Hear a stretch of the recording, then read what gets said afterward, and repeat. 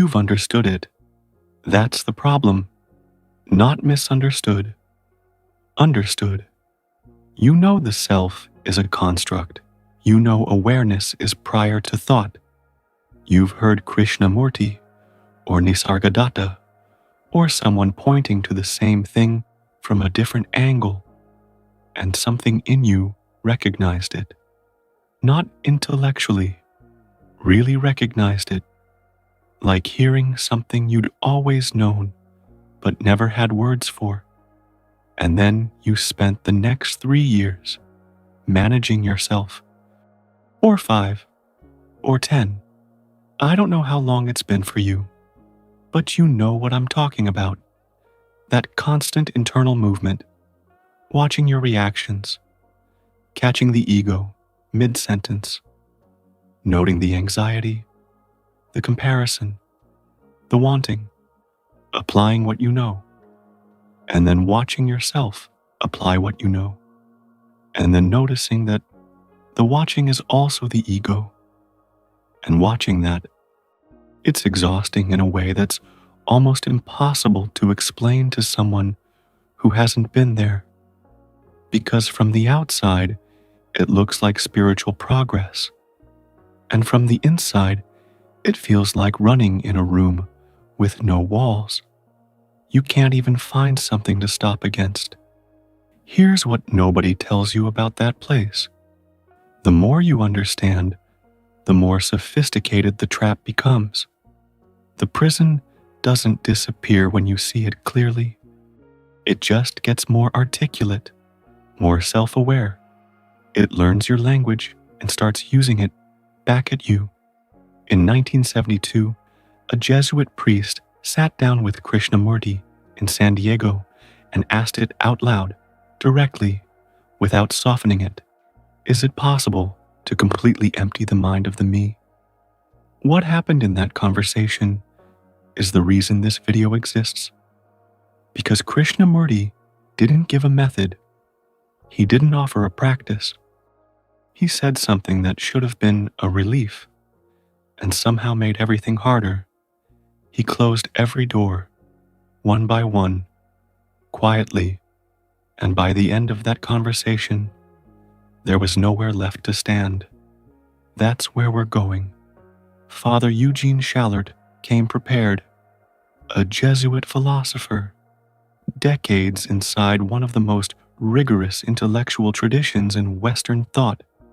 He didn't arrive in San Diego in 1972 looking for comfort or inspiration. He arrived with precise questions, the kind of questions that assume there's an answer, that assume if you think carefully enough, structure the inquiry correctly, you'll find the edge of the problem and work from there. He met someone who didn't believe in edges. Krishnamurti spent his life doing something unusual. Most teachers build something.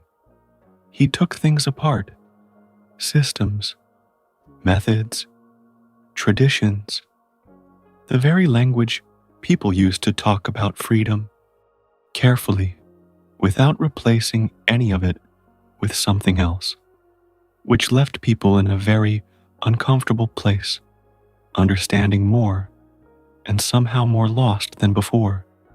Schallert asked the question that brings most serious practitioners to a quiet crisis at some point. Is there a process, a method, something that works over time to end the me? Krishnamurti said no.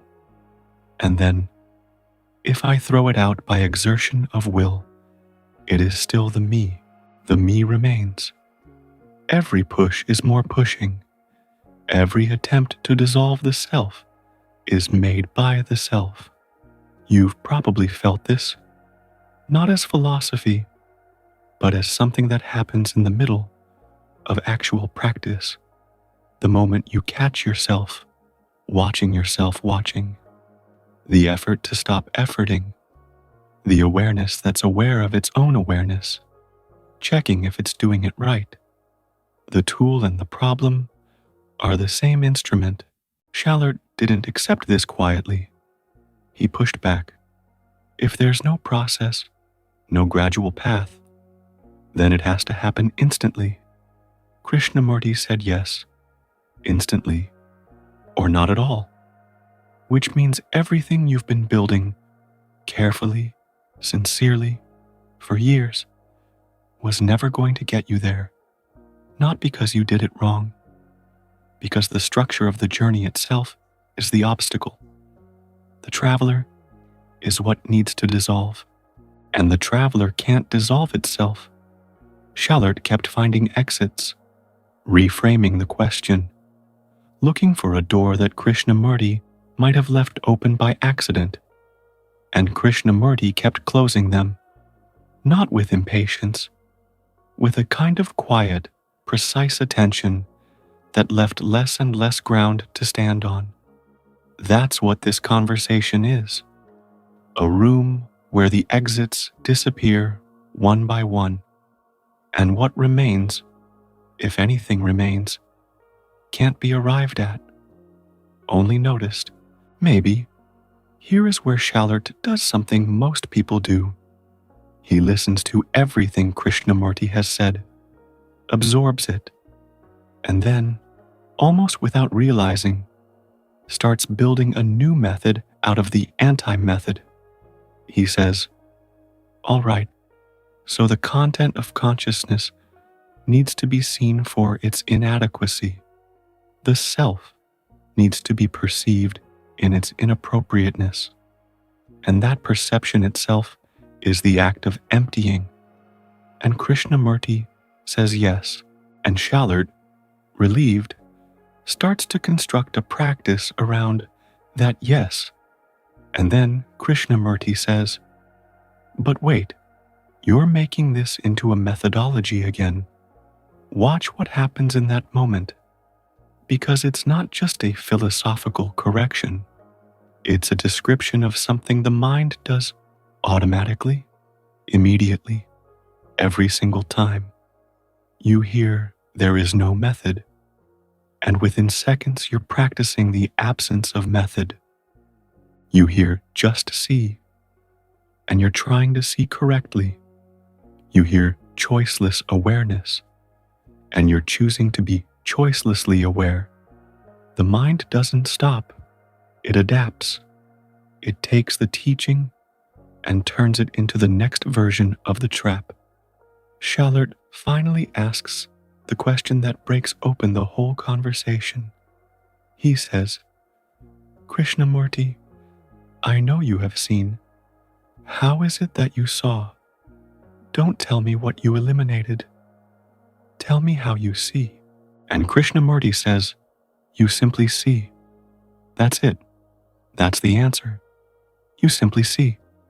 Schallert pauses and then says, but if I were to take someone by the hand who had no such experience and say to them, you simply see.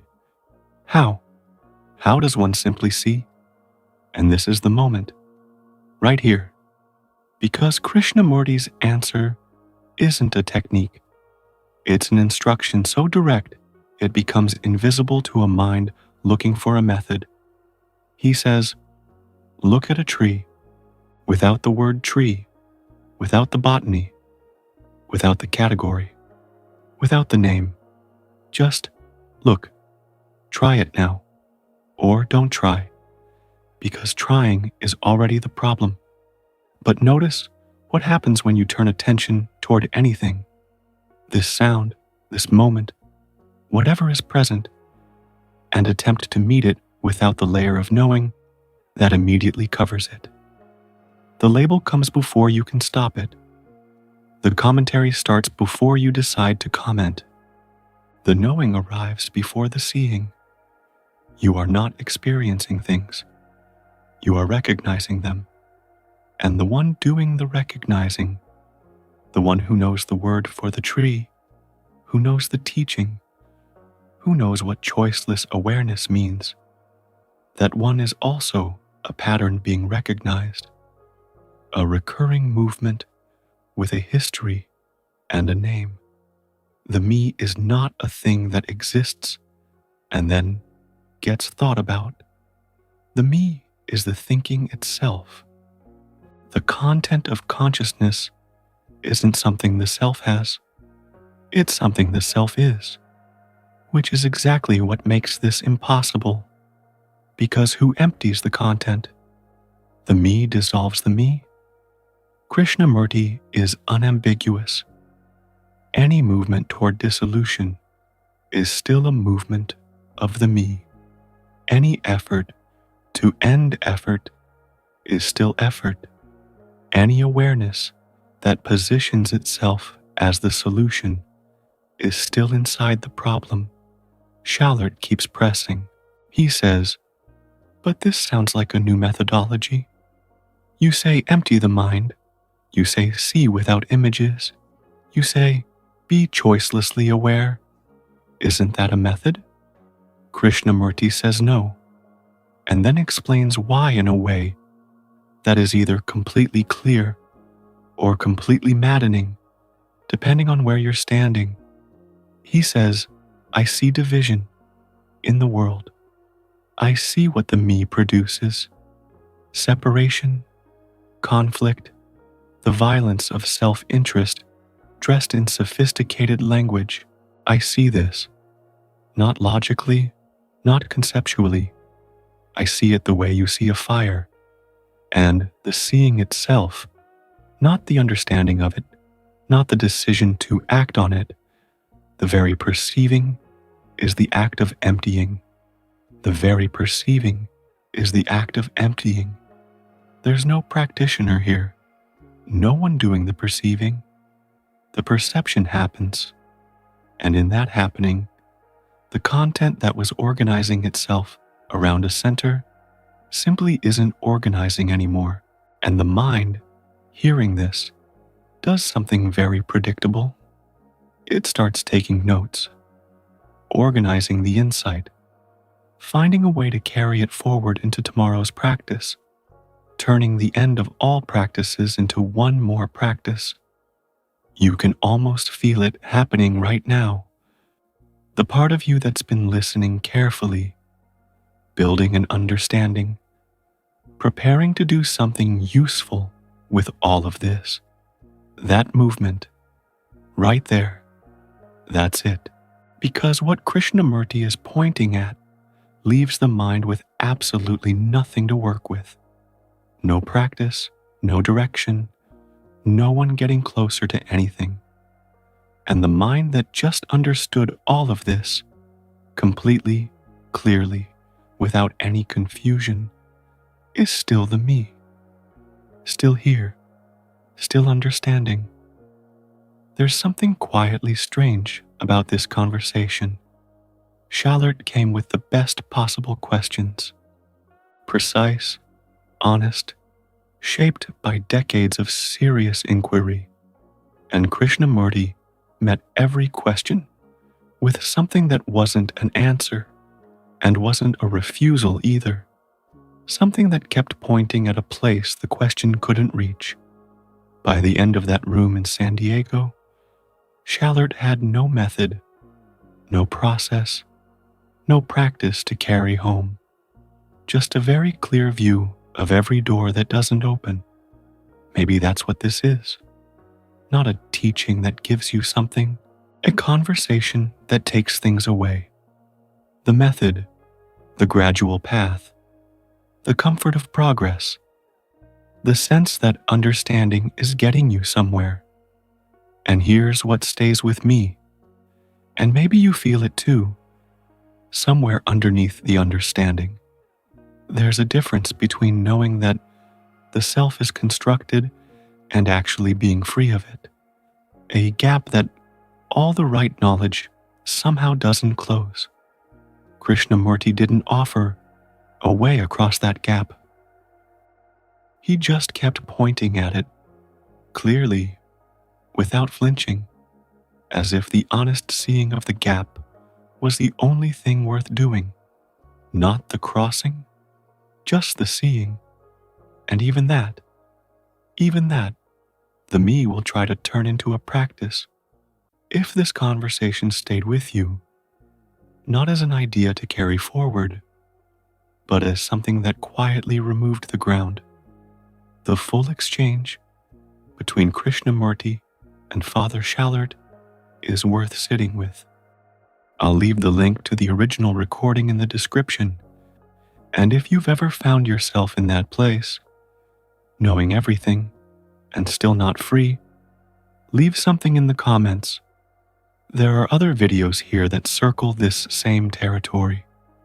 Different teachers, different entry points, the same impossible question underneath all of them.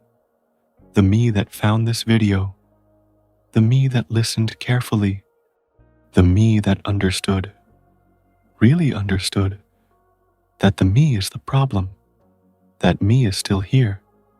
Has it changed at all?